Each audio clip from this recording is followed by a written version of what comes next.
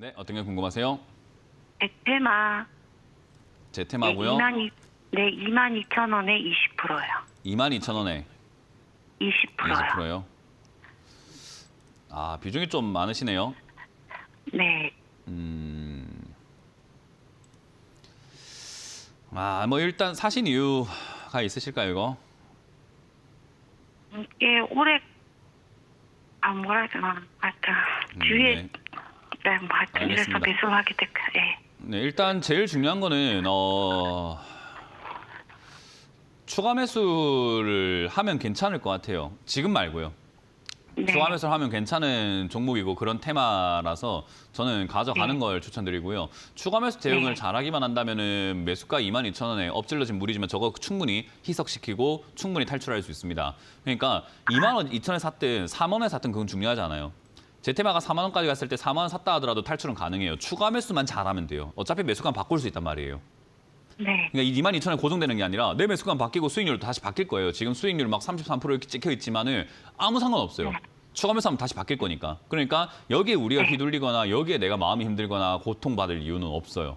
그래서 저는 그 점을 모든 투자자들에게 항상 강조해드리고 있는 부분이기 때문에 마인드 세팅을 그렇게 하시면 좋을 것 같고요.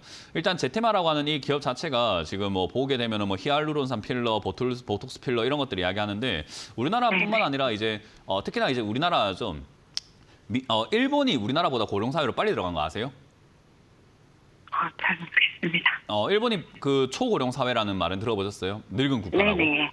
근데 네네. 우리나라도 초고령 사회로 넘어가요. 그러니까 네네. 우리나라 일본이 넘어갔을 때가 92년도였는데 초고령 사회로 인구의 20%가 55세 이상인가 그래요. 그 기준이 아마 인터넷 보면 나와 있을 겁니다. 그렇게 들어갔는데 우리나라가 26년에 들어가요. 그 일본이 11년 만에 들어가고 우리나라가 7년 만에 들어가서 굉장히 더 빨리 늙어가고 있는 국가다라고 이야기를 하는데 일본이 그렇게 빨리 늙어 나가면서 빨리 늙은 국가가 되다 보니까 인구 구조가 바뀌어버리다 보니까 산업의 구조가 많이 바뀌었단 말이에요. 그러니까 우리도 지금 육아용품 이런 것들은 좀 잘 안 될 수밖에 없는 상황이 돼버렸죠. 왜냐하면 애가 안 태어나잖아요, 많이. 그죠? 네. 그러다 보니까 산모를 뭐 케어한다든지 뭐 육아를 한다든지 이런 거는 원래 절대 강자였던 잘하던 그런 기업들 말고는 새로 생기기가 좀 힘들어졌는데 일본도 그러다가 이제 그쪽이 망하면서 장난감 산업 이런 것들이 망하면서 오히려 다른 쪽이 막 성장했는데 그 다양한 성장 산업들 중에 하나가 미용, 피부 미용이에요. 왜냐하면 우리 지금 뭐 시청자님도 연세가 제가 어떤지 잘 모르겠지만 저도 아침에 이렇게 일어나서 화장을 하다 보면 피부가 왜 이렇게 안 좋아졌지, 왜 이렇게 주름이 졌지, 뭐가 이상하네 이런 생각을 많이 하게 되거든요. 네. 그 뭐 하루가 멀다 하고 그렇고 한 달이 지나도 그렇고 한 뭐 1년이 지나도 그래요. 점점 그게 싫단 말이에요. 그러다 보니까 피부 미용 관리라든가 이런 것들이 점점 이렇게 사람들이 많이 할 수밖에 없는 게 고령 사회가 가면 갈수록 그렇게 된다고 합니다. 그건 원래 통계적으로 다 나와 있는 이야기니까 나중에 살펴보시면 되기 때문에 그래서 이런 산업들이 메리트가 높을 거다라고 보면 돼요. 피부 성형, 피부 미용 이런 것들이 앞으로 점점 높아질 거고 요즘은 쌍꺼풀은 수술도 아니잖아요. 요즘은 그죠?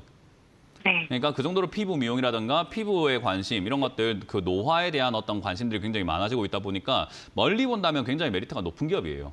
그러니까 멀리 봐야 된다는 이야기인 거죠.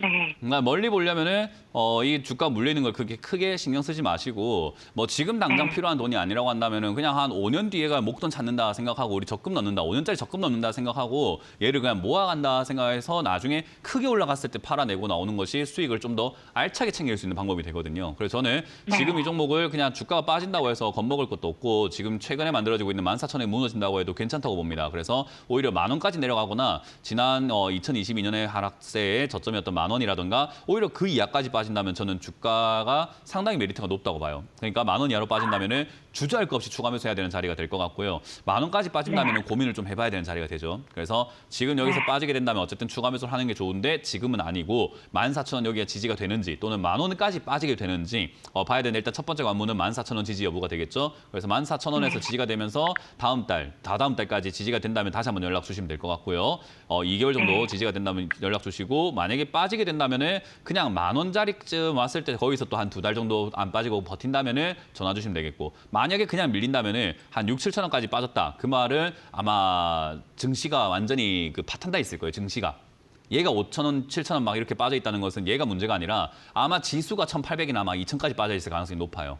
그 정도는 그냥 뭐 묻지도 따지지도 말고 전화할 틈도 없이 그냥 사야 되는 타이밍이 될 것 같거든요.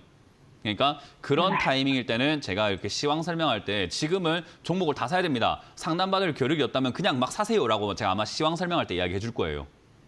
그러니까 상담을 그때는 받지 않으셔도 되지 않을까 이런 전략을 짤 수 있을 것 같아요. 그러니까 지금은 14,000원 지지가 되는가 안 되는가 체크하시고 지지가 된다면 2달 뒤에 전화를 주시면 되겠습니다. 아, 네. 전략 잘 들으셨죠? 이건 그냥 장기로 가져가면 됩니다. 그냥. 네, 네, 감사합니다. 네, 고맙습니다.